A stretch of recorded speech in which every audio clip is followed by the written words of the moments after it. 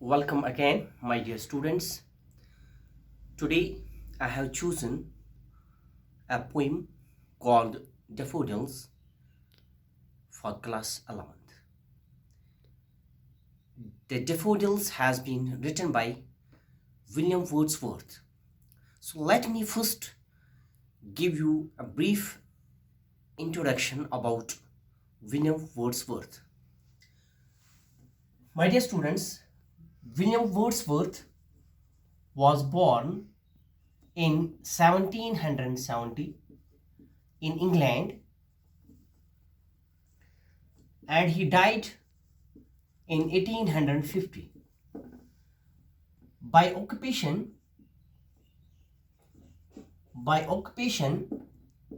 he was a poet.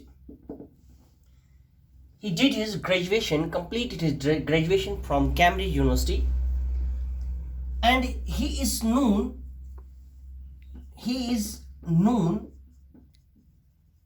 as first he is known as English romantic poet, and second, he is also known as a nature lover. He is also known as a poet of lakes. Now here, why he was being called as an English romantic poet? So first, you see, romantic poetry is the poetry of sentiments, emotions, and imagination.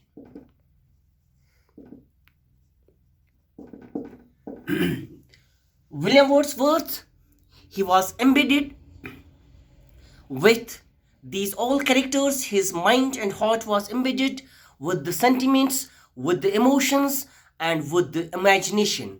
That's why he was called as an English romantic poet. You see, in the books, he's also known as the father of romantic poetry. It's because that, so far as William Wordsworth was concerned, he was embedded with these characters and he was known for his great romantic poetry. That's why he is known as the father of romantic poetry. Though there are some other romantic poets like Shelley is there, John Keats is there, Coleridge is there, Blake is there, but above all is the William Wordsworth. He is known for his romantic poetry, and also he is known as a nature lover. He showed a great affinity. He showed a great affinity with nature. Means he loved the nature. He was loving the nature. William Wordsworth was a lover of nature. That's why he was called a nature lover. His poetry is crafted exquisitely. Means he crafted his poetry in an exquisite way, in an exquisite manner. And a poet of lakes, because he lived in the lake district of England. Now coming to the daffodils. William Wordsworth has written the daffodils in 1804. Its original title is I wanted lonely as a cloud. if in examination you are being asked what is the original title of this daffodils, you can write I wandered lonely as a cloud. And sometimes you are being asked to give the theme of the poem, the daffodils, and at that time you write it's all about the beauty, it's all about the beauty of the nature. And this is the theme. Now coming to the explanation of this poem, let me explain this poem stanza wise, because there are 4 stanzas in this poem. So let me focus first the first stanza, explanation. You see, we have the first stanza first.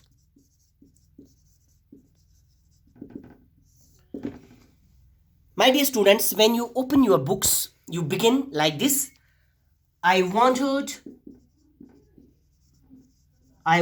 lonely as a cloud. This is the first line of your poem, the daffodils. So here the poet has compared himself with a cloud. So here it is a first simile being used. It is a first simile. You see, the simile, while defining the simile, when we compare two different objects, two different things, and we use like or as, that's a simile. So here the poet has compared himself with the cloud. So here this is the first simile. So now let me explain you, my dear students, why the poet has compared himself with a cloud. You see, I wandered lonely as a cloud that floats over the hills and valleys. Now you see, the poet was traveling lonely, aimlessly, as just like a cloud. And all of a sudden, the poet came across to the daffodils. The poet saw the daffodils at once. And when he saw the daffodils in a crowd, he was very much happy to see these daffodils. So that's why the poet says that as soon as the poet saw the daffodils, he was very much pleased to see these daffodils in a crowd. So this is the first stanza, and you see the poet says these daffodils, they are beside the lake, under the trees. They are flirting and they are dancing. Flirting, he means that they are flirting like the birds, the birds flutter. And dancing, he means that they are dancing just like the human beings, because the human beings are dancing, and the daffodils are dancing like the human beings, and they are flirting like the birds. So this is the first stanza. So let me come to the second stanza second. So you see, the poet has compared daffodils with stars. The poet has compared daffodils with stars. So here, this is the second simile being used by the poet. The second simile. Now you see, continuous stars. The stars, why the poet has compared daffodils with the stars. The stars in a Milky Way. In a Milky Way, you see, millions of stars combine to form a galaxy. Then galaxies combine to form a Milky Way. And you see the stars, they are twinkling during the night, which makes the night and the sky very beautiful. And they are twinkling during the night. Same is the case with the daffodils.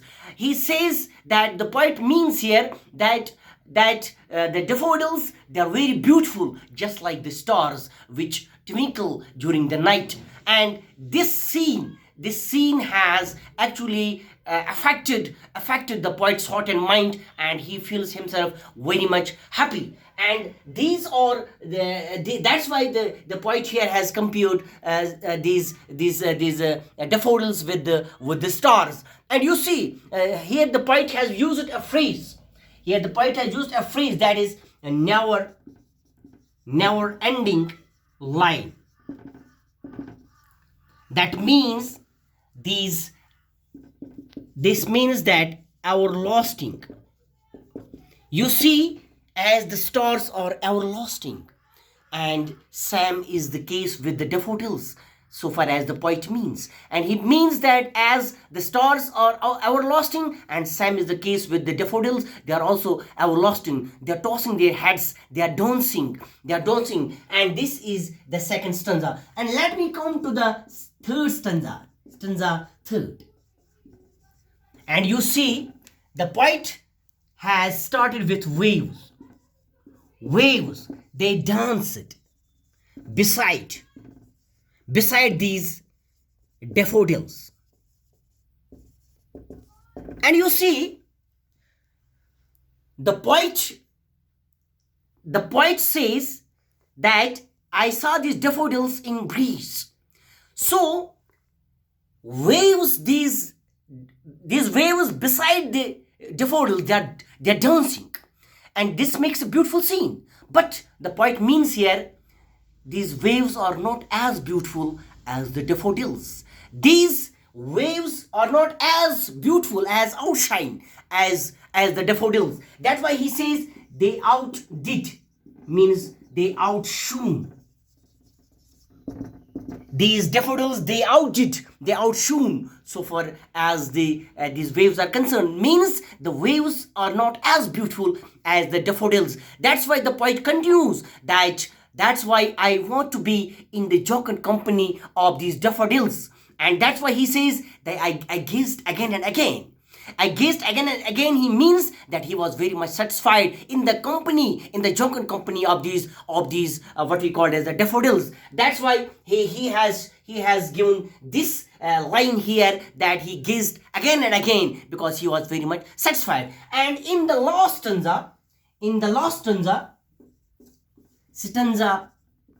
fourth stanza, the poet says these daffodils are bliss of solitude.